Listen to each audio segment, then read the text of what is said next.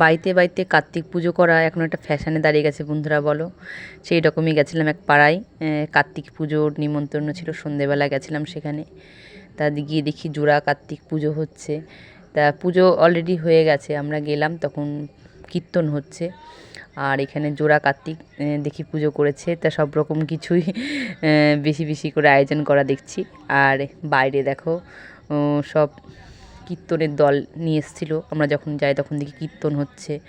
তা ওদের বাড়িতে বাড়ির ছেলেটা নতুন বিয়ে হয়েছে, তা হয় যাই হোক কিছু ঠাট্টা রসিকতাই বলো যাই বলো, জোড়া কার্তিক দিকে বাড়িতে রেখে দিয়ে এসছে, মানে গতকাল দিয়েছে, সেটাই ওরা আজকে পুজো করলো।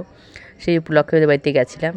তা তিননাথের গান দিয়েছে, কার্তিক পুজো উপলক্ষেই গানগুলো দিয়েছে।